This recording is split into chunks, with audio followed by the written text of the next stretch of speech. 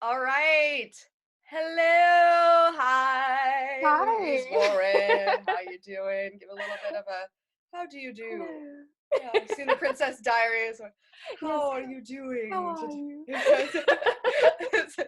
This is the way a queen waves. You're so good at that. I'm like over here, like, oh, I'm just gonna roll my wrist because that feels really good right now. I was changing my strings last night. I'm like, shaking that all out. You gotta stretch, Yeah. dude. I mean, I saw that movie in like fourth grade, so it's like Oh in my my gosh. psyche, like those like root movies, in your emotional Takes development you as a back. preteen. Yes. Yeah. Yes. And blonde Mandy Moore too. I remember that back in She those was days. so rude. I Oh hated my her. gosh. I know. Well, you were supposed to, which is so strange for her because she just seems so sweet in real life, like just my vibe from her. But yeah, I agree. That one made an impression on me too. I was in love with Michael Moskowitz, Oh my like is it gosh, Moskowitz? yeah. Yeah. Yeah.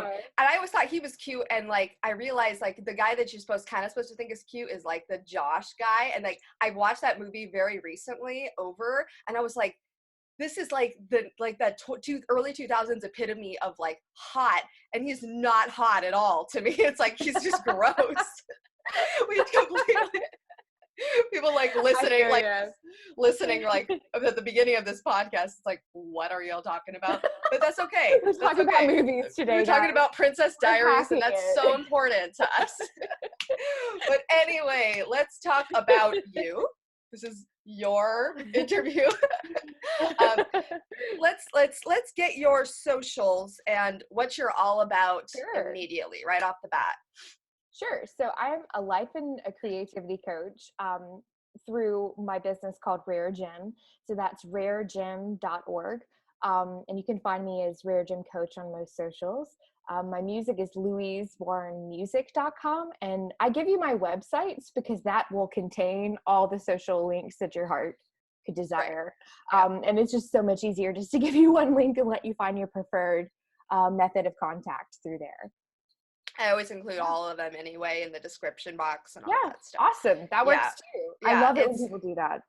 it's a comprehensive, it's a one-stop shop, just like your website. I love that you have two, because you have your business and your music, which we will Yeah, get into both. yeah, So sure. so we're just gonna go origin story. Origin story. Tell us Origin how, story. yeah, you got into music first, and then how you kind of spooned off into this little career.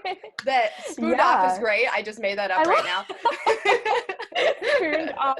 I love this so much. We need I to don't write know a what song that around means. that. Spooned off. Well, my first visual for that is like you're eating ice cream and you like spooned off into another thing of ice cream and you're like Neapolitaning that. That's Neapolitan. Like, this There we is go. amazing. you, you See, got we you were have made. multiple flavors. The Baskin Robbins type of deal. We Yeah. were so made for this. We're But no, I singing feel something like all we were like together. immediate friends. Like, guys, like Yeah, everyone listening, like we had a preliminary call, and it was just like, it was like, oh yeah. yeah, like we've known each other for like years. It So felt like that to me. Absolutely. I'm like, that is probably the easiest call I've ever done in my life. When you're talking about your business or you're talking about heavy stuff like your healing, you're always a little nervous. I think with anything I do, I'm nervous. Like mhm. I'm just an anxious person and I tend to just be that way, period. So you're always a little bit on edge when you do something new or speak to a new person. But no, you were great. It's been such a fun thing to get to talk to you and to be on this podcast. So I couldn't be more excited to have a call number two. But yeah, so Yes. Yes. Score for both of us. All right. yes, for Both sure. teams. Both teams. Okay. So yeah, so my backstory and my origin story for sure. It all started in 1990 in a little town called Macon, Georgia. But no, I started out as a musician, and I honestly struggle. Um, and I know this comes across as, one of those people saying this, but I honestly struggle to think of a time period that I actually started writing music because it was just such a huge part of my life from a very early age. I always tell people that I was the kid that retained that desire Mhm. to make up a song about everything. Because Mhm. I really truly think we all do that. When you watch little kids, they're just going through life like that. They're creating in so many different ways. And then as we get older, we tend to do things that we're taught to do rather than things that we're instinctively excited or moved or engaged by. And we're more aware of the outside looking in than we are about how the inside moving out feels, I think. Mhm. So I was one of those kids that retained that, and just really, it was everything to me, everything to me. I would sit there for hours with CD covers, and back in the day with CD covers, and just read who wrote what, read all the lyrics, read where it was produced, everything. I was obsessed with it. And I always wanted to be on stage too, but I didn't really start performing until I was about 9 or 10. And I had already been like accumulating notebooks of songs and little ideas here and there that I wanted to write and create. And it just kind of morphed from there. I started doing talent shows, I started being in plays, doing musical theater. And then when I was 13 years old, yes, when I was 13 years old, I picked up the guitar for the very first time. And I had played piano, I played other instruments, but when I picked up the guitar, I'm like, this is my home. This is my This, yeah. this is my baby. Like, I felt so at home on that instrument, and just, I would lay there for just hours strumming it with my head to the, um, To the yeah. To the yeah, body, to the yeah. body of it, Yeah. just listening to the vibrations. It was super soothing to my nervous system. I would just do this all the time. And that led to learning chords, that led to learning what I needed to do to write on it. And that was really my only interest at first, was to get far enough on the guitar that I could start writing music with it. Same with piano, is all about the writing to me, and less about the playing, though I always wanted to be really good on them too. For me, writing has always been the way that I communicated best, and the way that I processed things, and the way that my super hypersensitive kid self was able to cope with life. Because I definitely have always identified as being highly sensitive, emotional person, and I needed that growing up. So I started playing guitar, and I Mhm. was writing better than I ever had before, and really growing in my craft on this instrument because it just felt right for me. And then I took a few lessons with the guitar teacher to get better. He wanted to hear my music because my mom knew him and told him that I wrote all the time. And he's like, well, I'm not going to let her get away with not playing this for me. And he heard it, and he was such an encourager. And he challenged me to go and do an open mic night. He said, you're going to go do the next one you see. And I had to be out of state to do this. I'm not kidding you. My family went on vacation, and I was like, great, this is perfect. No one will know me here. And there's no chance that if I, mess up really bad, that it's going to like be seen by a classmate or, anyone that would mock me forever with it, except for my family, which they just, they come by it naturally. But yeah, so I played out, and the very first open mic night I ever did, I was just absolutely received so beautifully. It was a magical, magical moment. Like, the people in the crowd were super supportive.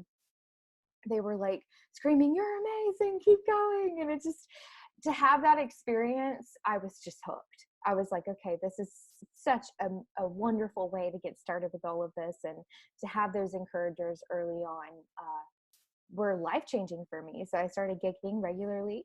Um, and I hit this point when I was probably about 20, 22, 23, where I just was dealing with a lot of anxiety. And some of it related to music because, it's a tough industry. And if you want to do it professionally, or you do it often in any capacity, whether it's as a hobby or not, um, however you define what you're doing, it's still a difficult thing to constantly put yourself out there and be so vulnerable and work on your craft and feel bad at it for a couple 100 months. And then all of a sudden you like something, and you're like, well, I'm pretty good. And then you're like, wait, I don't want to feel like I'm pretty good, because then I'll stop growing. There's all these ups and downs that go with that. But what really had cracked me open was a super stable, healthy relationship, of all things, right? Like you think, once I find this wonderful relationship that all is set for me and that, we'll have this super awesome partnership. But the thing was, I had a lot of, you know, healing work to still do that I didn't realize was there for me. And a lot of um, just anxieties and fears came up for me in the form of getting something that I really wanted out of life, which was strange because I always thought, and we're always taught, um, that if we get what we want, everything's going to be fine and we're going to be happy and that's going to be the end of it. But here I was spiraling into this huge anxiety meltdown, not able to sleep or eat, and nothing was really quote unquote wrong. And I was so thrown because I'm like, what the heck is going on? Does anyone else feel this way? Am I alone in this? And that's what made me reach out and discover the world of therapy, discover the world of coaching. And I just started following a few key coaches, like Connie Chapman and a few other that have morphed into different businesses right now. So I don't really think that they'd still be around, but they started talking about, loving yourself and taking care of yourself, and how all your relationships are mirrors to that, to what is going on with your inner self. And I just stopped and I'm like, I understand the language, but I don't understand how to do this. And I realized that I needed a lot of work. It all kind of came to a head. I started going to therapy and I was following these coaches and doing a lot of work on my own. But it came to a head when I would say in 2015, when I lost my father suddenly. And I just knew I need support to get through that. And so I hired a therapist and I hired a coach, and I just determined and this was about a year into grieving too, I would say. So if anyone out there is grieving and they're like, wow, she was super productive during this time. No, I was not. I was not. That entire year was definitely dedicated to feeling all the feels and going through whatever grieving looks like for me at that year. But I reached 2016 a year later, and I'm like, when you go through something like that and you lose somebody suddenly and life changes for you pretty drastically, I think that you have a new appreciation for your time here. And for me, it became desperate to do the things that I wanted to do in life. And I had never recorded an album. So I'm like, I'm going to do that. I don't care how hard this is, how I have to fund it. I'm going to record this album and make it happen. And that was how I entered 2016. And I hired coaches, I hired therapists, and I started unraveling a lot of this work for myself. And it resulted in me doing that album and releasing it by 2017. But also all of this healing work around boundaries, self-care, self-love started to come to the surface for me. And I realized that I really needed to lean into this lesson. And that led me during the same year to start looking into becoming a coach myself, because I was so blown away by how that support really helped me and how, it changed the course of my life. It changed the course of my story. Had I not had that, I might have imploded my relationship. I might have imploded these good things in my life, and I might have never recorded that album, So I wanted to be that for other people. Yes. Oh my goodness. You put it so succinct, like it was just such a package right there. I loved it. Yeah, just like perfect. It's musician storytelling. We only have like 3 minutes anyways. You have 3 minutes out. Yeah. I want to mention a couple of things. When you said that you took that year to grieve, and you didn't force yourself to produce, because that's the thing. Like, you're just like, oh, I've got to get content. It's that's the thing, that this industry is so hell bent, at least this ethos of like, hustle, and that's something that I like to debunk, in my podcast, because it is so backwards and so toxic that it's like, I'll sleep till I'm dead and I'm not gonna, it's like, I hate that. yeah. And people are like, oh, do you want this? And it's like, do you really Oh, want yes. this?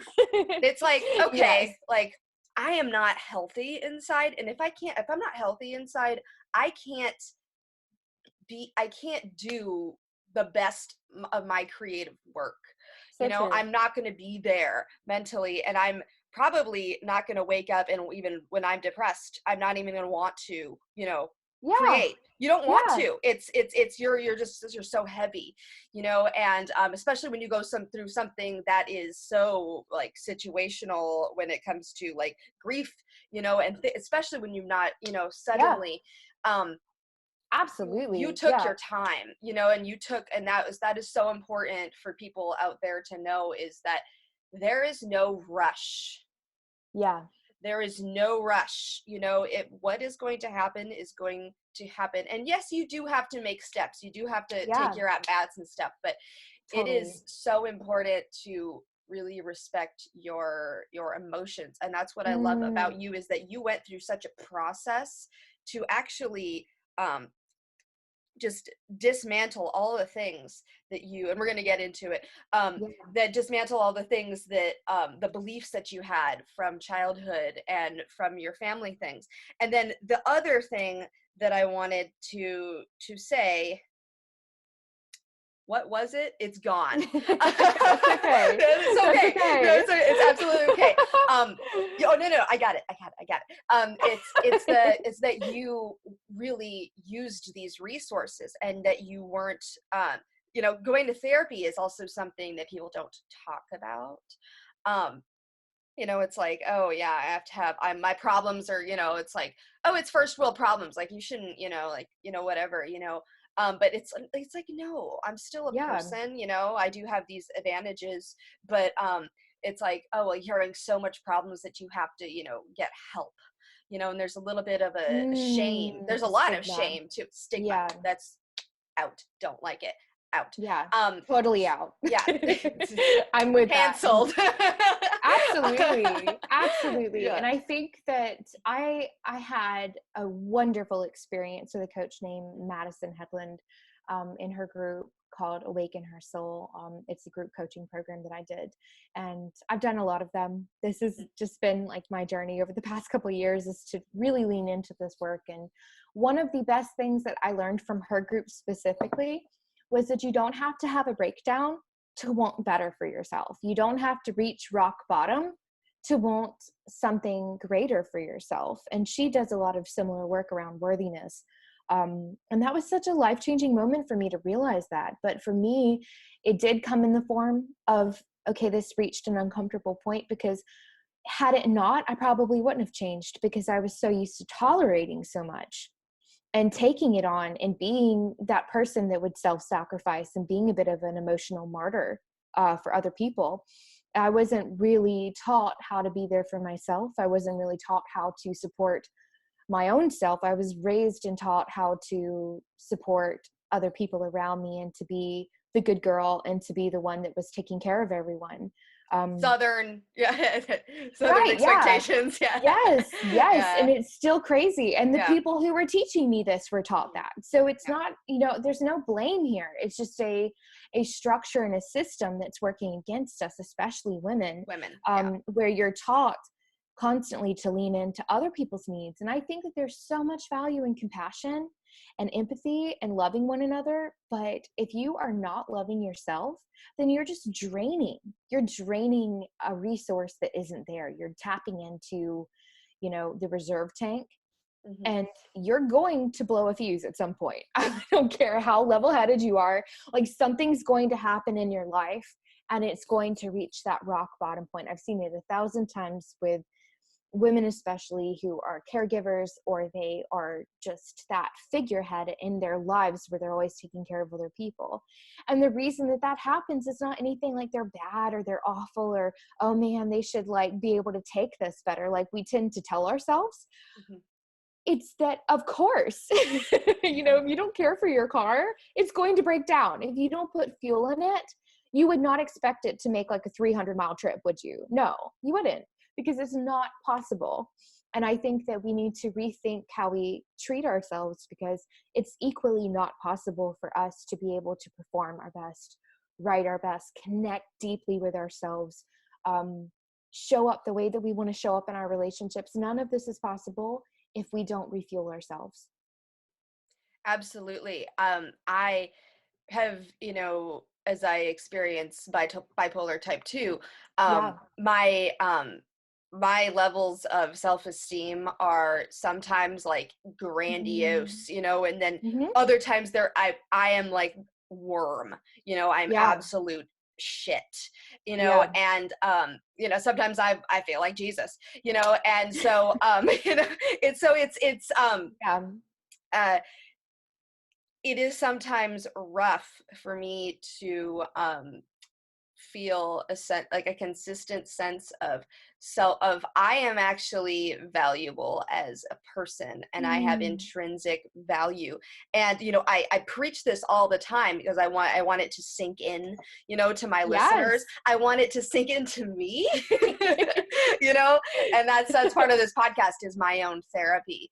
Yeah. And so I want to talk about, I kind of wanted this, I want this to be more of like a two-parter, because I want to hear from you, when you realized, that you kind of, my big question in, the beginning, close to the beginning, is, was there ever a moment in your life when you felt like your mind was made wrong, as per the theme of this Mm. podcast? And how did you go about the process of making it right? And you've started to tell us a little bit about that Yeah. already. Oh, yeah.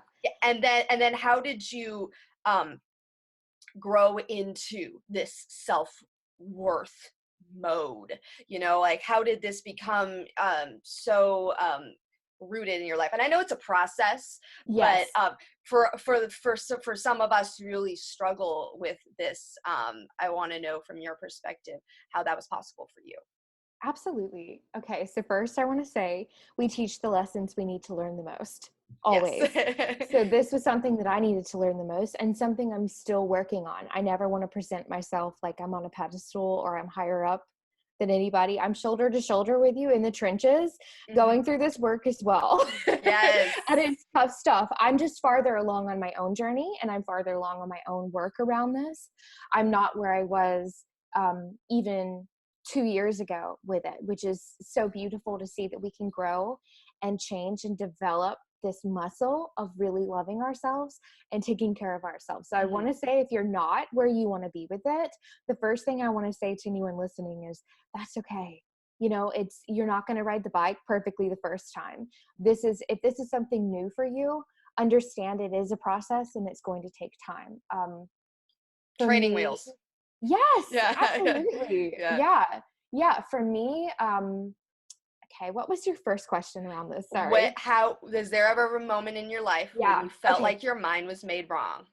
And how did you go about the Absolutely. process of healing, and then spoon it off into spoon it into self-worth, I love into this your so process hard.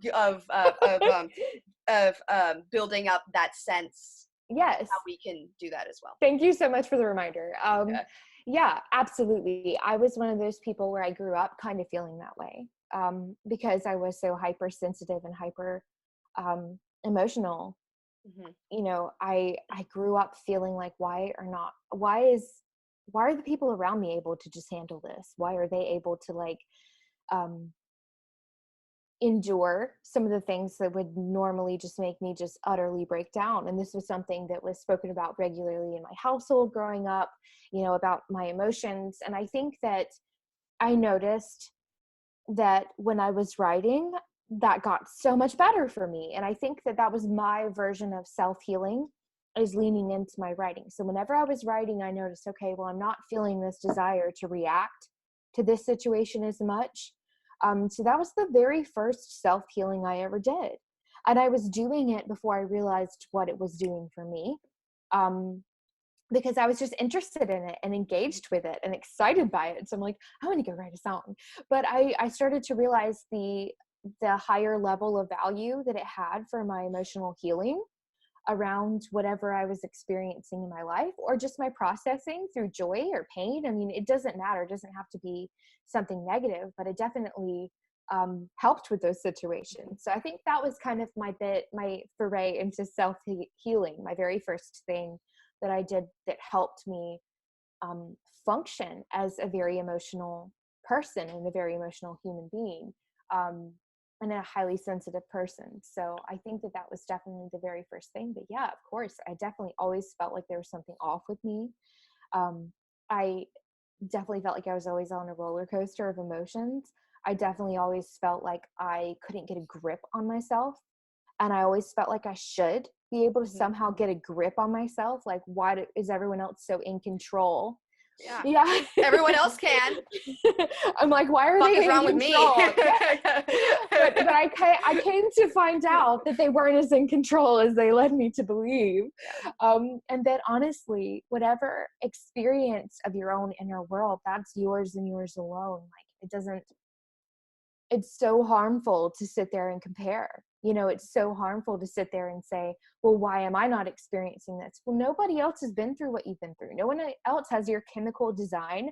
No one else is in your body. And I came to find out that a good bit of this was related to a chronic illness that I was diagnosed with, called POTS and EDS, so Ehlers-Danlos syndrome. And there's been a few musicians and stars to come out lately as having this, which has been super fun to watch. So good.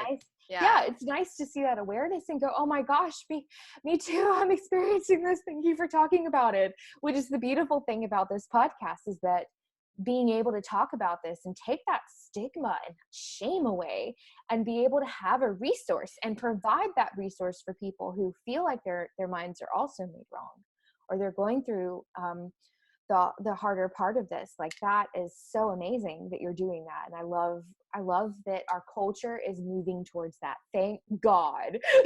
It's about time. It's about time. And I'm so time.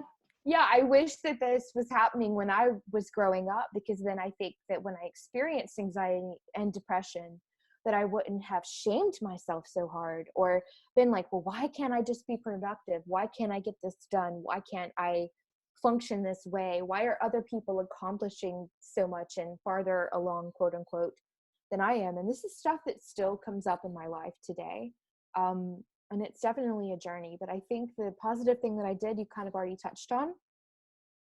It's leaning into the available resources. It's leaning into coaches. It's leaning into therapists. It's leaning into podcasts, books, whatever it takes to make you feel like you are seen and heard, and other people have a pathway for moving through this, the better, because it does take away the shame around it. When you know that even one other person is going through what you went through, you feel like you can be supported in that moment. So I think that was a huge part of my healing. Internally, some of the stuff I did was just starting to listen to my needs and deliver on those needs, and not shame myself for needing something, like pouring into myself as much as I was to other people. That was a huge part of it. Okay, absolutely. I know that we talked about journaling, that we're both heavy journalers, and you brought out that sense of self-awareness of those needs. And you noticed that it helped through your art and through your writing. So can we talk a little bit more about that process? How today, I want to hear about your kind of most significant struggle today, when you're still going through those. Sure. Yeah, absolutely. Writing is my number one way of processing everything that I deal with. If I'm not writing, I always notice a dip in my mood, and I always notice that I'm not where I could be if I was opening that valve. And it always looks a little different. The way that I do it is I just sit down and I let whatever wants to come out. And I don't judge it. I turn my critic side off, for sure. That is something that I have been extremely adamant about, because I've noticed what a difference it makes when I sit down and I just let myself free write, and I let myself pour into whatever I'm doing and whatever I'm feeling. And I don't edit it or judge it or do anything with it until it's completely out on the paper and it's completely where it needs to be. And I do the same with my journaling. It's free writing. It's not judging. It's not editing. It's not anything but moving the pen across the paper and allowing myself to speak my truth. And through that, it's been amazing what change can come about, because I truly believe internally every person knows what they need and every person knows what's best for them. And writing allows us to engage with that deep inner knowing and that deep inner self. And it's like talking to a friend. It's just a way to channel that. It's just a way to channel that conversation so you don't feel really awkward with two chairs sitting in a kitchen going, all right, I'm going to sit in this chair and have a conversation with the other person in the chair and I'll just switch sides. I've heard people use that exercise before and it sounds so cheesy, but honestly, like whatever you need to do to converse with yourself and talk to yourself like a friend, it happens to be writing for me. It happens to be that way of connecting best. I know some people get in their car and they drive around and they talk to themselves, and that works for them. Yeah. But I think anything that we're doing that connects to ourself is innately going to be creative work. You know, it's deeply creative work, because I feel like when we tap into that deep part of ourself, it just wants to express in this world. You know, it wants to live it to the fullest, and it wants to be vibrant and explore everything that this life has to offer. That's usually a common denominator, I would say. I remember that you talked about noticing patterns in your life, and Yeah. you said something that was so brilliant. Patterns show us what is wrong, but they also show us what is right. Yes. And I want to kind of talk about maybe an example of a pattern that you've noticed recently that you can expound upon. I don't know if expound is a word. Yeah. Honestly, I've been thinking it is. You're right. Okay. Like I feel like it should be expand upon, but like expound is Sound. like It's such an explain, interesting word. expand. I don't. I want you to be if you can show us a pattern. It's okay if you need to take some time to think about this. Sure. Yeah. But I love giving examples, in this podcast because they can kind of trigger, some thoughts of our own. It's like, oh, I never thought about that way. Yeah. Yeah. So take your time. We'll cut it out. So like a pattern that I've discovered through writing, through my music. Yeah. So many. Yeah. So many choices. Recently. I would say one of the most prominent ones that I am discovering recently is that I have a tendency as an INFP and somebody that's super idealistic. Wait, you're an INFP? This is yes. why I'm an INFP. Are you? Too. Yes. That's so perfect. This is why. See, we were meant to be. It's meant to be. That's so great. I am freaking out. So you probably know where I'm going with this.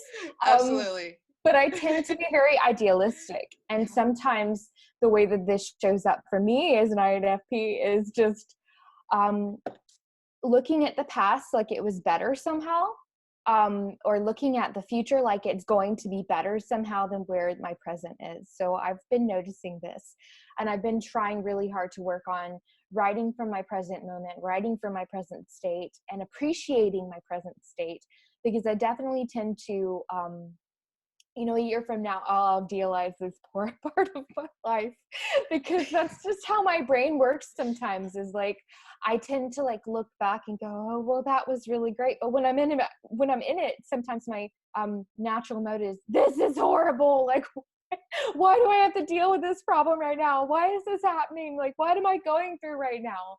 And so I think that it's made me very aware of how my idealistic nature can warp some of the reality of a situation, and really change how I look back on it. And sometimes these are my best songs though. So I really I wrote a song called Lavender Sound, which everyone in my life for years and years and years said, I don't know how you're ever going to top this song. It's so beautiful. Like, I love it so much. And that can definitely give you a complex in and of itself.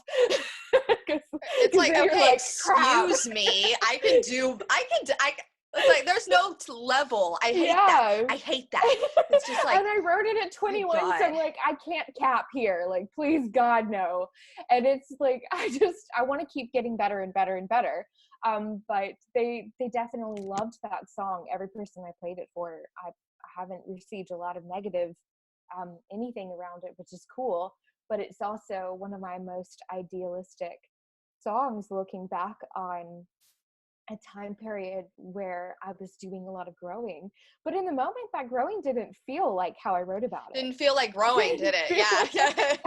It didn't feel like this beautiful, transformative giving to my personal self, magical, like just unicorns metaphysical everywhere. moment. Like, that's honestly what, if you listen to this song, you're going to be like, wow, that was such a magical time period for her, becoming who she's meant to be, like all of these beautiful things that she's talking about. And it smells like lavender and it's all these things. But the truth is, the work that led to that was so grueling and horrible and felt terrible. And there was 1,000 other songs where I was talking about that. Mm-hmm. But I think that I have this tendency to lift things in like this magical realm of like untouchable idealism. And I think that the pattern that I've seen with that is like, that's a beautiful way of processing what was and what may be. But also, it's okay to breathe into the present moment and be where you are and acknowledge the good and the bad and the gray areas. And I think that sometimes in storytelling too, we want it to be good or bad. We want us to be either having a good emotion, a bad emotion. Like, we tend to categorize things like, this is a happy song, this is a sad song. And I think that you can have plenty of happy, sad moments. Bittersweet. That's my bread and butter. Yes. Yeah. Yes. Yeah. And I think that's a really interesting place to write from. Way more than pure nostalgia and happiness, or like having layers of emotions only adds layers of beauty to your work. There's nothing wrong with being completely human and completely what you are in that moment, and you don't have to idealize it. So that's definitely one of my present patterns that I'm unraveling. We're all shades of sepia tone, we're all shades of, yeah. I don't like shades of gray, because then I just think of like the terrible book and movie, So it's shades of sepia now, or sepia, I don't know. It's like that phrase is unusable now, shades of gray. It's like, thanks. It's like, well, I can never say that again. What Forgot the author's name. Yeah, but it's like, thanks. People used to say, thanks, Obama. I want to say, thanks, whatever her name was. Yeah. Like, we deserve our gray tones back. We deserve our monochrome. Shades of monochrome. You've got, I don't know if it's me, but you got a little bit of oh my gosh. Oh, it's like a rainbow thing. Yeah, like a rainbow effect. I was playing with it for a moment. I'm like, that's kind of cool looking. I'll stop now. I'm keeping that in the video. It's like not. Hold on, I gotta find the right angle. So it's a filter. There you go. Oh, that's really pretty. That's very pretty. Okay. Thank you. So absolutely, I really want to highlight that growth is, first of all, not linear. Yeah. And if it feels uncomfortable, then you're probably doing it right. Yes. Growth is not glorious. It is messy. No. It is feels bad, in the arena. Like, it's that's that beautiful quote about being in the arena and not being the critic.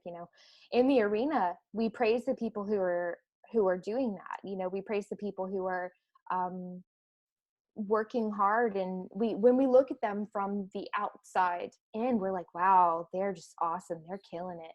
But the inside experience for them may not be that way. You know, so many people that I talk about who have been mentors for me or who I've looked up to, you listen to them actually talk about an experience, and it's not this beautiful, easy thing all the time. Growth is never going to be one set way for each person. It's going to look differently for every single person, and it's probably going to look differently from one time period of your life to the next.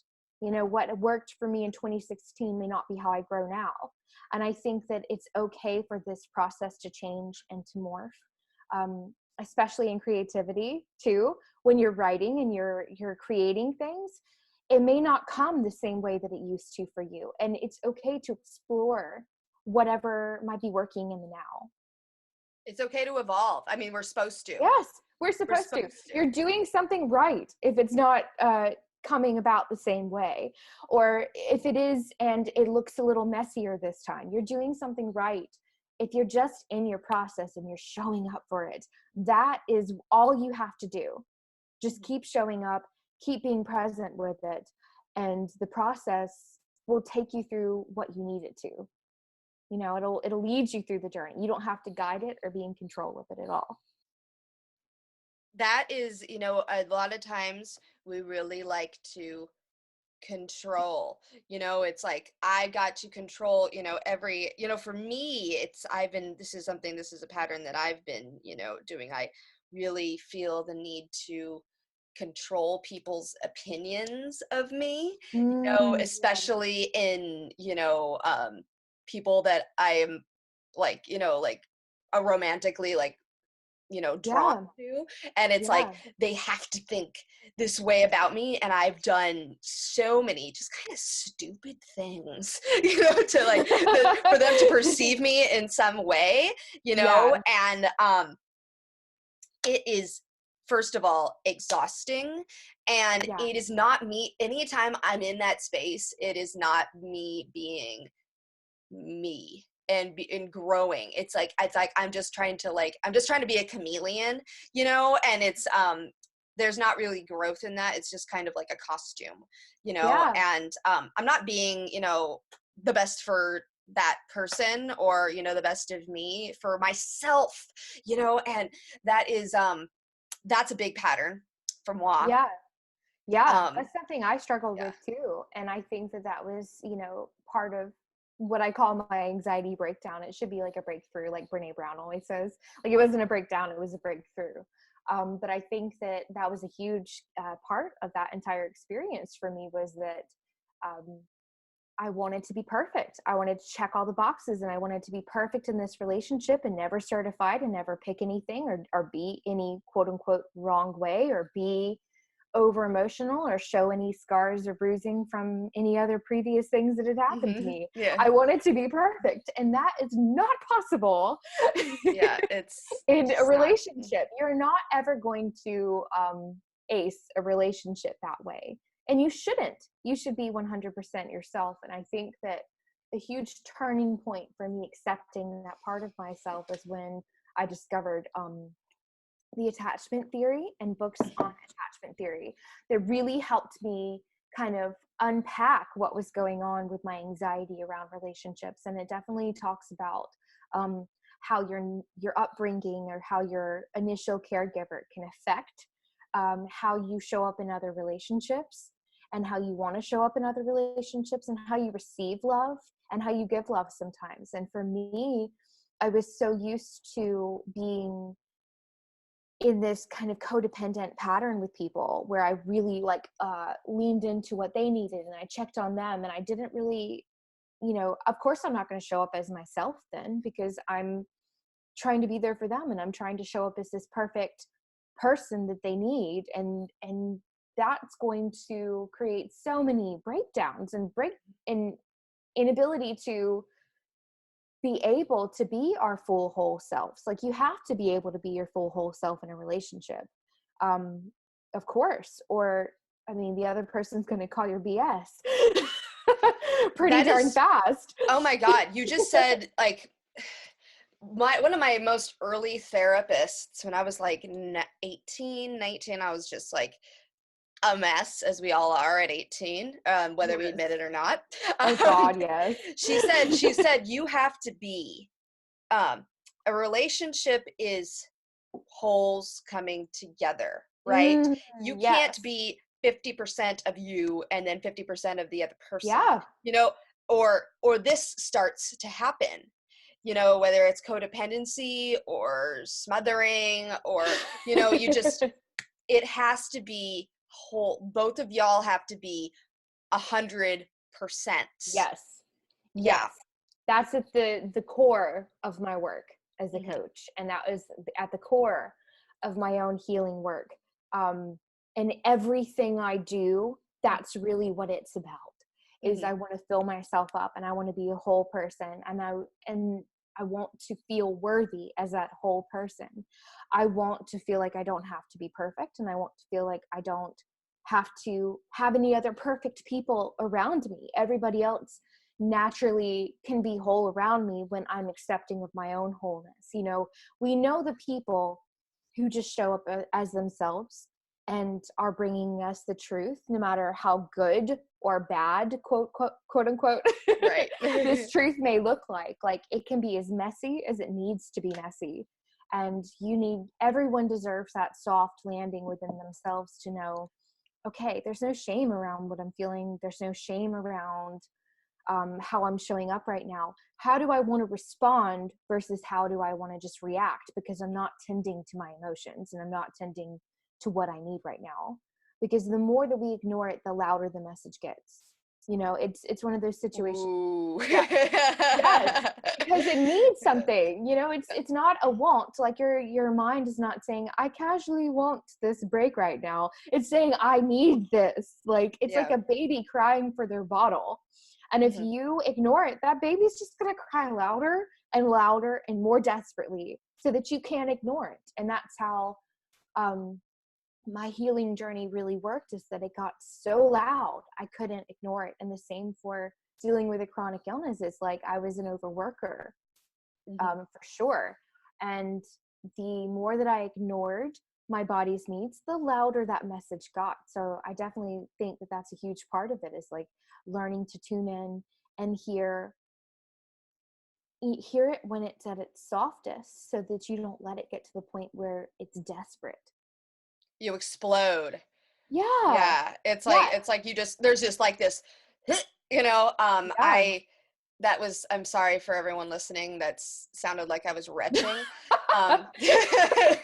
It's like, It perfectly describes the sensation, though. Like, that is the so just sensation. word vomit, you know, like you just explode on someone, or Right. you just, or you implode, you know, and it's like you just, things just, I start to dissociate, you know, and I don't feel anything anymore Mm. because it's just like, uh you know, I was feeling so much and now it just come to such a head that it's just like I just go numb, you know, sometimes. Yeah. So that's a big, you know, deal for me when I, you know, I've recently experienced this where I was, um you know, a little bit of trying, when I mentioned, you know, the thing in like relationships, whether it's like like serious relationships or flings, you know, or whatever, you know, I need that approval because I've never really done, I've just, ever since I was 18, hopped from person to person, you know, Yeah. and I've gone Yeah. through, I've got a chain, you know, I've been chain smoking, so chain smoking people. I love that. and Oh my gosh, your metaphors are amazing. and using their validation up until it's Mm. not enough. And Yeah. because I don't have that well. You know, you Yeah. talked about a vessel, you know, in our pre-convo. Um, so it was like you have to have that like wellspring, Yeah. you know, Yeah. of self-worth and self-esteem, and you can't just use, you know, because it's gonna take um more and more. The more you reach out for it, you know, from other people, the more the deeper the void Right. gets Right. inside, because you're not building that up. And so I had to make a decision to cut that off, and it was relatively recent. It wasn't easy because Mm. I mean, just for multiple reasons, but the reason why the trigger for me was I was noticing that I was so irritated.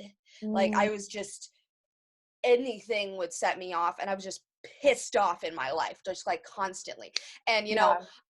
I take a medication for bipolar disorder called Lamictal. It's actually an anti-seizure medication, but for like it was originally, but Yeah. it helps with Yeah. bipolar. And there's this thing called lamictal rage, but it only happens, it's on and off, so Yeah. it doesn't always happen. It's like very occasional.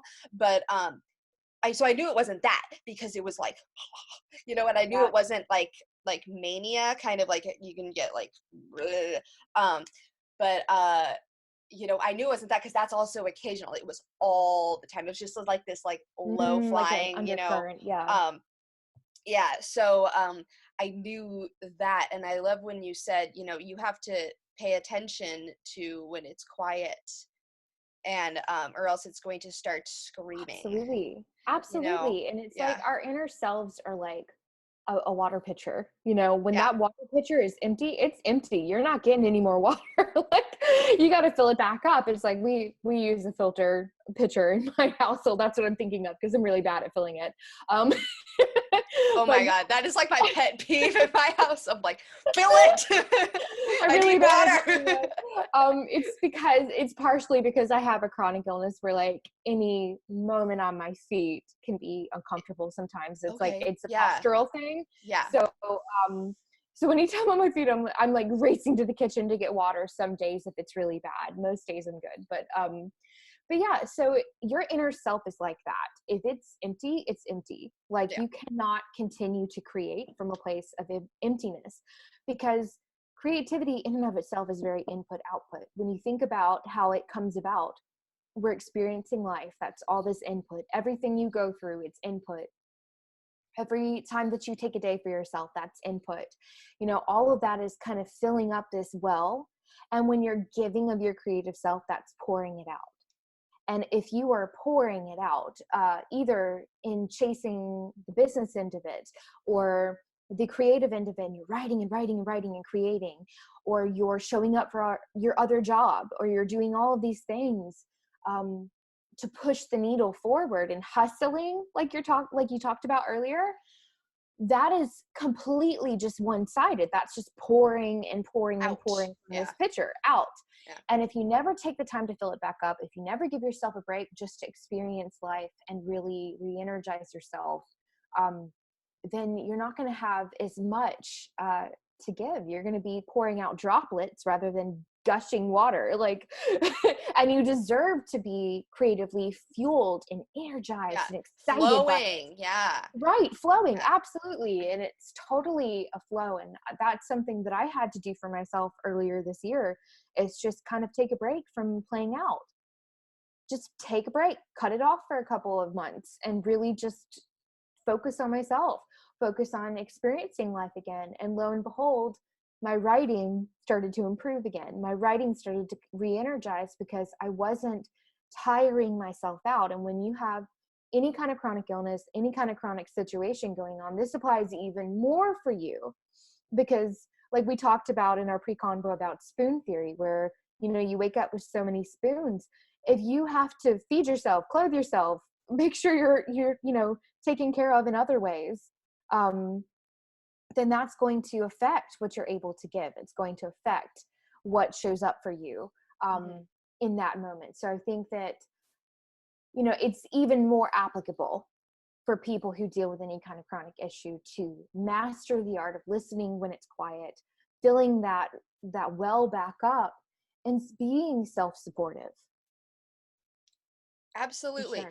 Um, I when we talked about spoon theory, you know, when you said it's really applicable, it's applicable to everyone when it comes to Absolutely. energy Yeah. management. Yeah, Yes. I've heard, you know, I've heard it's less about time management and more about energy management. But that is super applicable to anyone with kind of either a mental illness or, you know, especially Yeah. a chronic illness, because it also with your, you know, what you Mhm. experience, it involves your body too. Yes. It's not just here, you know, Yeah. and yeah. And they're not disconnected, you know? They're Oh very yeah, connected. yeah, yeah. Yeah, They're I know that when I've been depressed, like I feel achy sometimes, mhm, you know, I'm so exhausted. Like we feel things in a super connected way. So like even though sometimes it's a what I call a physical thing with my body or my illness, or I'm experiencing my POTS where I'm standing up and my blood pressure and my heart rate's going up and all of that, it affects my mental health. When I have my worst physical days, yeah. I'm having my worst mental days too. I'm in bed like feeling like things are not going to get better, and especially something that can affect your blood pressure. Hmm. It can literally make you feel depressed just from And having your those. your anxiety too. It's like I want Yeah. to, you know, explode, or I'm freaking Yes. out, you know, yeah. Yeah. Yes. Yeah. Yes. And it's so nice when you have a situation that can normalize that and go, okay, so what's going on? Yeah. What's going on is Yeah. that this is happening when I stand up, or what's going on is I have this extra thing that I have to deal with and manage and care for. Hmm. And that doesn't make anything wrong with you or anything you know truly made wrong. You know Hmm. what it is that we're all different, and everybody has a different thing that they're Hmm. dealing with, whether it can fall under a designation of a chronic illness or whether it's a different period of their lifetime where they're going through something really hard. You know, we all have different things, and there's no use in comparing yourself to other people and feeling like you should be in a different place than where you are. You are where you are. And you can move from that in a beautiful way and support yourself. Being self-supportive is such is the 100% the work. You know? It's Oh like being my your own God. cheerleader. Yeah, be your own cheerleader, be your own person. Be all of that for yourself. Then like you said, you're bringing that whole person to all of your situations, not just relationships, but to your creativity, to everything you're doing. I have a quote that I heard from a life coach, or a life coach. I don't know if you know about Brooke Castillo. She's like, I mention her like so many times, but she's amazing. She's like a multimillionaire. So she's kind of like, oh my God, She's a big deal. inspiration. Yeah, she's a big deal. Yeah, but she said something in her podcast. Ask yourself every day, what, how yourself how can I support you? How Yeah, can I support you? And you said yeah. you have to be your biggest supporter. You know, it's like that is such a simple question, but you really I've been asking myself that today, because it's like sometimes we just really, really just fight against ourselves. And it's like, Hmm. you know, when we I think it's about word choice, and that's kind of what Mind Made Wrong is about. Is that we make ourselves feel like our mind is made wrong through Yeah. all these word choices that we use to describe ourselves and our situations. And then when we step back and see it as circumstance, and we see it as something that is occurring and it's not our fault, and we're not Yeah. using this is a horrible thing, or this is I am devastated. We dial back, because it's so easy as artists to be like, we use a lot of words, and we use like the more descriptive that we are, you know, the more evocative, right?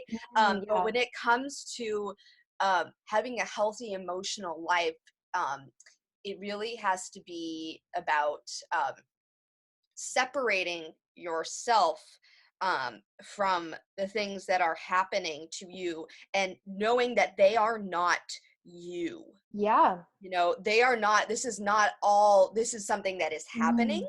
This is something that is occurring. This is something that is present in my life, you know, when it comes to your chronic illness, but it is not me, and it doesn't define Mm. me. It's just something that is part of what I experience in the world. And you're not judging it. Yeah. You're just moving through it, day Oh, by I day. love that. Yeah. Yes. Yeah. So Yes. it's not that you're made wrong. It's not that anything, we just kind of like to spin it, in a way that is I want to say it's not like wallowing, but it's like, this is how I'm feeling, and it's very easy to go into that, especially when we suffer with either mental illnesses or things. So that's part of my work, is that I like to detach, or like just kind of unravel that ball, and that's a big part of that question. How can I support myself today? Is Absolutely. I'm not going to, what I can do, a lot of times my answer is, I'm not going to beat myself up today. Yeah. I'm not going to beat myself up. I'm going to see myself as separate from my circumstances, so that's what that's about. So And you that's said the word self. support yourself, and I was like, Yes, we can rip off of each other so well. I love this about this conversation. Like, we could take it in a million different directions because we both are so passionate about this. And I love that you said that that's separate. My feeling and my philosophy on that is that separate self is worthy, no matter what's going on with this stuff over here. And that's something I've always been really adamant about with my creativity and with my writing, is that my self-worth is here and my songwriting is over here. It's a skill, and I'm going to constantly be up and down with it. I'm going to constantly grow. Same with a lot of the things that we are doing healing work around. It's not that it's really broken and torn and we have to heal it and put a Band-Aid over it. It's really more so it's a muscle. And I think that people don't realize that sometimes, is that they're feeling however they're feeling in their life, and they're not realizing, okay, well, I've never set these boundaries before. I've never said, it's okay to spend this money on myself to go to therapy or hire a coach. I've never done this before, so this is going to be a little harder of a workout for my muscles, because they're growing and they're developing. And I think that there's so much value in realizing that in having a growth mindset, rather than seeing things as fixed. It's not eternally always going to be this way. You can grow and you can improve and you can develop alongside all of this. Same as you can develop the skill of writing, develop the skill of songwriting, develop how to promote your career, develop how to do all of these things. You get better with time. And that's the beauty of all of this, is that the more you lean into that work and you show up for the process, the better you're going to get. Even if it doesn't feel like that, even if you're having like a 2-step back kind of day, like, you showing up, is it getting better? You being a part of this process, is it getting better? Like, because there might have been a time where you wouldn't show up, and just being present and open to receiving what could transform from this work, whether it's personal work or creative work, that's the first step. And that's really all the steps. It's just being open and allowing it to come to you. Absolutely. That's lovely. I have nothing to say other than amen. Thank you. Self, all the ducks, all the little Russian dolls. I love that. I've always liked those.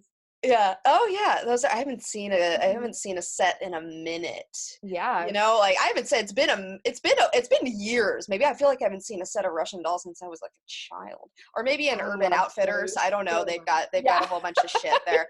I would guarantee, like, you just walk in there and you find like these like hipster ass versions of Russian dolls. Yes. Oh my god, I love it. I could get lost in there for a minute because some of the stuff really takes me back. But yeah, I'm with you on that. I've never purchased anything from there, but it's just like, it's like a museum sometimes, I guess. It is. Yeah. Like, it's so funny what is popular in your childhood, how it comes back in your lifetime, and you're like, whoa, I never thought I'd see a choker again, but here you are. I have one. I use it. I wear it all the time. you know, like They're so pretty. all the I time. love them, honestly. Like, I still have mine from Claire's from way back in the day, like the ones that I got as a kid. I love it. I have a I have a slap bracelet. Remember Oh, those? girl, that's so cool. I love those too. It's just, yeah, it's so crazy how that stuff just pops back up in your life. It's insane. And you wouldn't even wear it. You would just like slap it like all day. Yeah. You know, it was in your hand, slap it, but longer than it was actually like a resident on your wrist. Minor self-torture. It's It all was just right. like, I'm fine. We're cool. feels great. A little bit of like stimulation there. So anyway, I love that we were like talking about like all this like I kind of know, like yeah. 90s 2000 stuff and like Princess Diaries and all that You stuff. just have It's to like, tolerate it. It's yeah, okay. yeah. We're bonding. Yeah, I love it. Okay, so I kind of when we were talking about taking the time, you were talking about, you know, in our preliminary conversation, um, about burnout and how you recognized, you know, because it's something that musicians, especially touring, Yeah. you know, musicians Oh, yeah. experience a lot, and how you recognized that was there. And you said you went through like a period Hmm. of months where you were burnt out, and I want to know how you recognize that. Um, and also, I before I forget, because this was such a beautiful story. So if you remember it and I remember it, we will get into it. But you had this show after your dad's passing, um, where you were talking Mm, about. I know we were taking. It ties in because you were taking that time, you know. Because if yeah, you would like just like been gigging still, that would have been like the worst case of like burnout after that event, you know. absolutely. Emotionally just would Yeah. have been just bad, you know. So Yeah. if we could, you know, Sure. kind of Yeah. mix that in a little bit. Well, definitely with the case of my father's passing and getting back into playing again, I did it pretty soon. I Hmm. did it like a couple of months after. And I even think I had a gig the next month, and I canceled the one that was on that month. But I didn't want to give up this one particular show because it was one of the biggest shows I had ever been asked to do. And I just had this strong feeling that my dad wouldn't want that for me and wouldn't want me to say no to it, even though I was in Right. a super vulnerable place.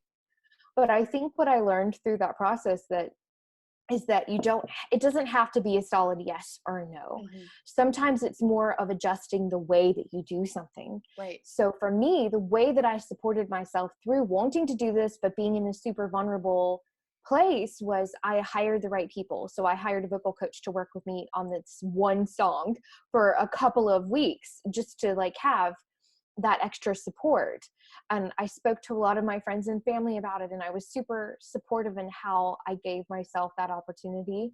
And when I got up on the stage, I dedicated it to him. And I don't think I would have been able to do it if I hadn't gone into that entire situation knowing exactly how I wanted to do it. So I feel like a lot of the time it's how you do something, not whether or not you do something. So for me, that relates heavily to the burnout Hmm. because it was how I was doing it, how I was going about with my shows, and how I was going about with my writing. There was a lot of pressure that I put on myself to continue to play and be consistent with my schedule and keep going and going and going because we are taught that, Oh yeah, yeah.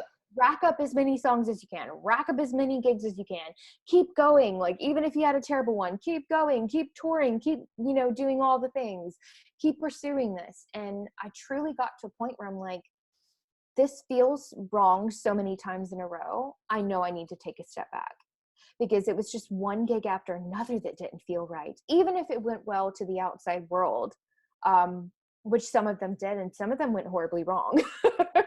Some of them were like some of my worst shows I'd had in a really long time. But the signal internally was the same, was that something doesn't feel right here. Hmm. And either I could judge that as like, I'm going to give this up. This isn't right. This is yes or no, black and white. Which for a while in there, my first automatic reaction was like, oh, well, maybe I should just quit. But then I realized what was truly going on with me was, it wasn't that I wanted to give it up. I desperately needed to change how I was pursuing it, because this means so much to me.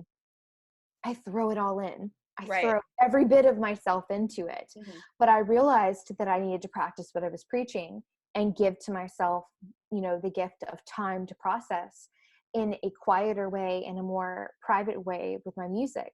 And I think, you see almost every musician out there, they have a cycle.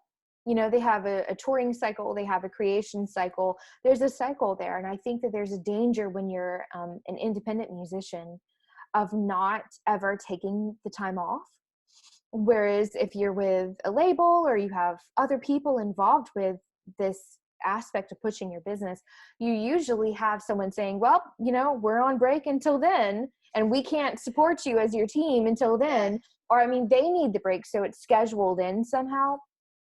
Whereas when you are doing your own things and you're independent or an entrepreneur, there is a risk there that you just keep going and going and going, like the Energizer Bunny, but you can't keep going. Like we've already said, like you can't.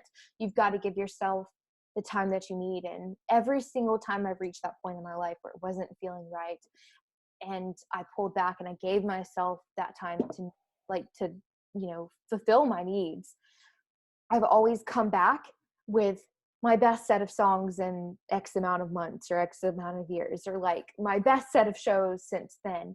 And it's not always going to be that cut and dry, Hmm. but I think that the process is truly requiring that input output Hmm. and changing the way that you see things and the way that you show up. The way that you do something is sometimes more important than whether or not you're doing it. If there's so many different ways to pursue creativity and to live your life. The way that you do something is your own personal imprint, and you deserve to make it yours, and you deserve to make it work for you. Yes. That kind of speaks to, that really does speak to me, because it's like, sometimes it's like, well, am I going to do this? Am I going to not? And you get stuck in that Mm-hmm. decision land where it's like, I've been just there. figure out like it's like a compromise, and as a individual with bipolar, I'm all extremes. Hmm. So it's weird, it's difficult to be like, oh yeah, Yeah. well, there is a middle ground. I don't know what that is.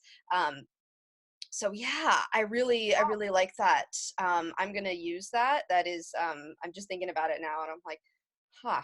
I've got a couple things that I'm kind of like on the fence about, but like maybe I could um, adjust, And I love that you asked for that help, because you said that at that show, after your dad, that people came up to you and that they were experiencing grief too, and they were so Yeah. just grateful that you had played that song and that you had shared that Mm, story. So it was really important that you did do the thing. You chose to do it in your way, yeah. and you compromised for it, and you left, like you said, you left your imprint. Absolutely. And we have the ability to, as creative people, to transform our experiences into art.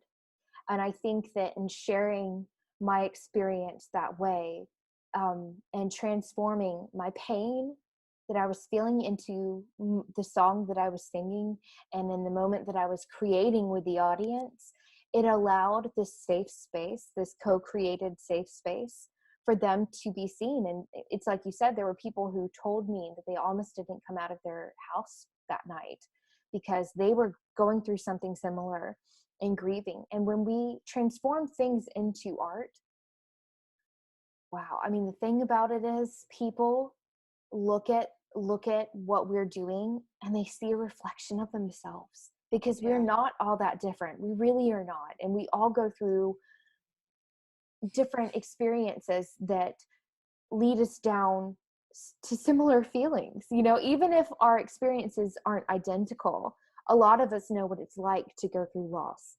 A lot of us know what it's like to go through grief. A lot of us know what it's like to um, be in that space where nothing feels right.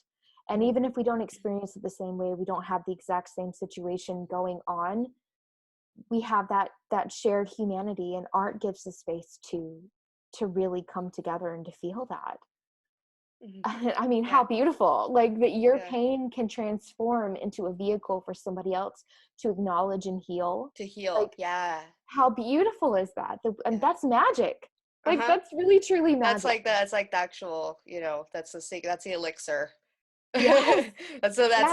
That's the ether. That's the universe. That makes me feel Yeah. more Harry Potter than anything else in my life. Like, more Hermione Granger than anything else in my life.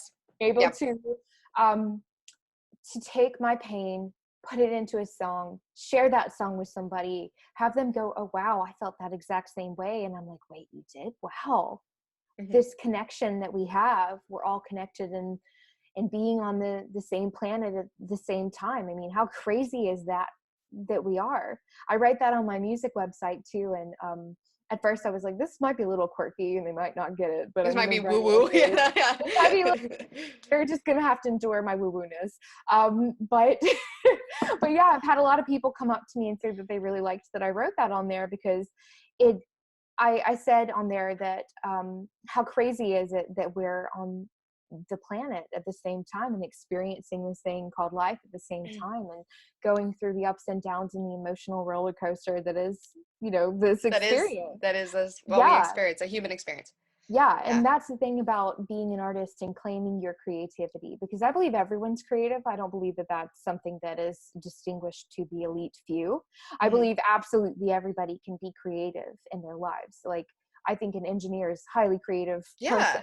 and I think a doctor can be highly creative. I think that it And does how not they do their matter. practice. Yeah. Exactly. It's all in Yeah. how you do something. That's what makes it Hey. that imprint for Yeah. you is it's all in how you do something and what perspective you're having with it. Any original thought is creative thought, and any Hmm. expressive thought is creative thought. And I think that, it's really remarkable that we can wake up and take our lives, decide to matter, decide to transform the world in which we see just by sitting down with a pen and a piece of paper. Like, how cool is that? That is magic.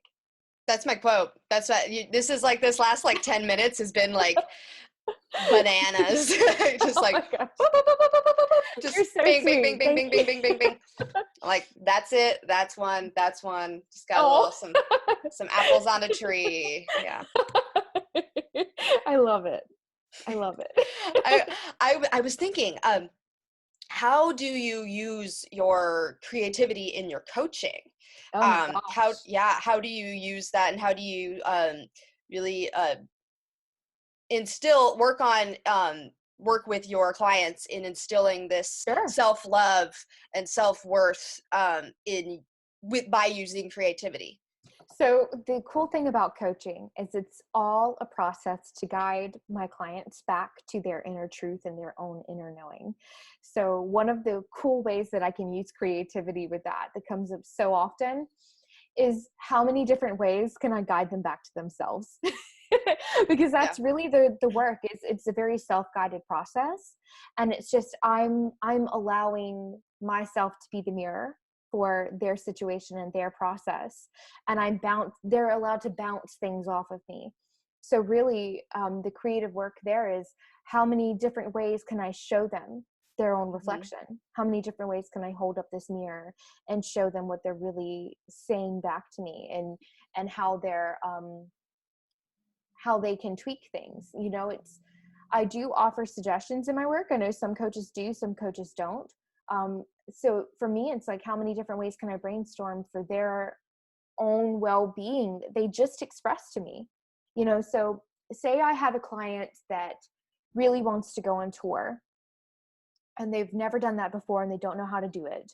So they say, like, I really want to do this tour. I've always wanted to go on tour. All my friends are on tour, but I don't know how to do it. So I asked them, like, okay, well, how did this person that how did they do it? How did they start this entire process? How did they do that? So we kind of brainstormed together creative ways to make their dreams a reality and make whatever they're seeking or reaching through coaching a reality.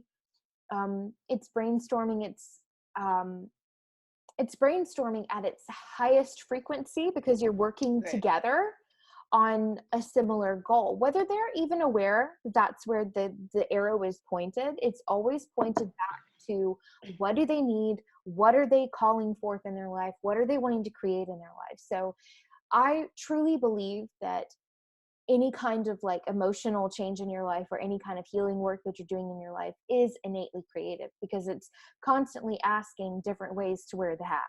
It's constantly asking like different ways to tweak things in your life. And we have this entire creative field that is our life. You know, we have all of the resources that we have the place that we live, we have the people that we know. All of these things can be different paint colors. And how I work with my clients is I show them, okay, well, this is your layout. What if we put blue right there? And they come back in with some red. And then I put in some yellow. And we have this beautiful abstract piece of work at the end of it. But we each took time, mostly them. I want it to be their work of art. And I want them to feel so seen and heard and so part of like the guiding force of the creative control that is this, you know, their work of art, which is their life. Discovering how to support themselves. Yeah, they're the one that gets to veto my blue. So they get to say, no, I didn't roll that blue there. It doesn't fit. Yeah. But we're working together. So I'm just really a team member of their life to help them bring their own creative vision and what they need, what they desire to fruition. That's how I see it. I love it. I love it. I might need to do something with you because I'm like, I love that. I feel like this is, I'm into it. I've done some, like I've had a little bit of like coaching before, but most of it has kind of been actual like therapy for my disorder. But yeah, that's kind of interesting. I'm gonna put like all your information and I'm gonna put your little your thing like book with Louise now. Like do it. Can I just get an audio of you saying it just like that so that I can like every time somebody yes let me write it. I love that. I need that. Now audio clip. That's why I'm writing that down. All right. Well, I have one more question for y'all. I'm starting to use y'all, and I don't even live in the South. I use y'all for like no reason. Even when it's like just one person, it's very comfortable. Yeah, it's like it just rolls off the tongue. Yeah. It's a little gritty, like it's got a little bit of a grit vibe to it. Y'all, like you can make it. You can't really make it super like, you know, British, y'all. Like it's very difficult. Y'all. I don't know. It's terrible British accent. It's very y'all. Like you're deep in the trenches with that. Yeah, you're just you can't really make it sound angry either. It's kind of just like casual, but y'all. It's like y'all. No, it's very y'all. Y'all. Y'all. Maybe you have to add some helper words to make it sound angry. Oh my God, y'all. It can be sassy. It can be like, y'all. I think I've done that. That's very direct. That's kind of aggressive. I like the direct y'all. Yeah. The aggressive y'all is my favorite now. Yeah. Y'all, let's go to dinner. Yeah. No, I like that. I've probably said that exact phrase before. You can take that y'all that I just did, and then you can attach it to the book now. Yeah, that's also I'm writing that down. Y'all. Well, I just have one more question for y'all. For y'all. Y'all. We're nutty. We are nutty. We're on the same wavelength of silly, so it just feeds and feeds and feeds. This grows and grows. Like I'm sorry for the listeners. So it's just like we're having bear with us. You know, it's just this is our thing. Y'all are a witness. Yeah. But yeah, there goes again. So how have you created beautiful things in 2019, and how do you how would you like to continue to create? What are your plans to create beautiful things in 2020? Absolutely. Since we're in like mid-November. Yeah. How did that happen? How did that year work out for you? The most beautiful thing that I created this year were the deep shifts in my life, I would say, and creating space so that I could create again in a way that felt good for me. I would actually have to say that that's very intangible, but It's that's okay. my best creation this year was creating space to grow and to do life in a different way than I had been. And from that, I poured back into my songwriting. So those are the beautiful things I'm proud of this year. I think for next year, because I did create this space, I am itching to get back into the studio and record my next project, and itching to work with more clients and work with them however they need to work on their lives and their creative work of their lives and their creativity. So I think those are some exciting things for next year. I want to be a little bit busier. I want to crank up the dial a bit. Without burnout. Yeah. Exactly. Yeah. But you can crank it up and still have your herbal tea right beside you. And yeah, and not your wellspring. right. Yeah. Yeah, you can do it in a way that works for you. And I think that in discovering that way this year, I'm laying this healthy foundation for next year to be able to crank it up again in a way that works for me. Continuing, I love the phrase. I'm trying to use this a little bit more. Continuing to recognize that your life itself is a work of art, and continuing through that. Absolutely. That is at the core of my belief system. Yeah. Our lives are masterpieces, That's it. That's everything. That's all. That's all, That's all. That's all, folks. That's all, y'all. Please, Louise, thank you so much for this interview. This has been absolutely bananas, brilliant. Mango's amazing. Strawberries, fantastic. So those have been my favorite fruits, so I love those. They're excellent fruits. They're lovely. They're the best. Yeah. So just yeah, absolutely. Sometimes I just lose my words and I become speechless when like an interview is just like so potent. So I want you to, I mean, I'm sure everyone is lovely. Everyone is lovely. But everyone is astounded and inspired, and they want to know where we can find you. Please remind us again. Absolutely. So you can find my creative coaching work and life coaching work at raregym.org. And that's where you can find all of my socials. I'm Rare Gym Coach on most things. So if you type that into Facebook or Instagram, you'll find me there.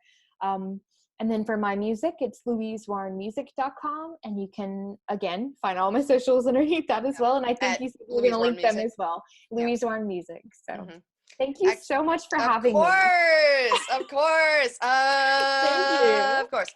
Fat Mac and Cheese. That's it. Well, we're going to spoon off into the rest of our days. Thank you for making time. I know our time is precious. So thank you, my listeners. Thank you for listening to this episode of Mind Made Wrong. I am just so thrilled that I have y'all. That's just I'm just going to be using that all day, and that's it. If you found value from this episode, if you found value in what Louise does, please follow her, please visit her. She'll change your life. She's already kind of changed mine in this moment. And if you also found value, please share it with another beautiful creator you know. If you listen to this on a platform where you're able to leave a review via Apple Podcasts, via Google Podcasts, Google Play, whatever, please leave me a divine rating and review, because that is such a gift to me. It helps me spread the word to this message to more and more and more people. So I will see you next week for another brilliant episode of Mind Made Wrong. But until then, let's go create beautiful things. Bye-bye. Bye.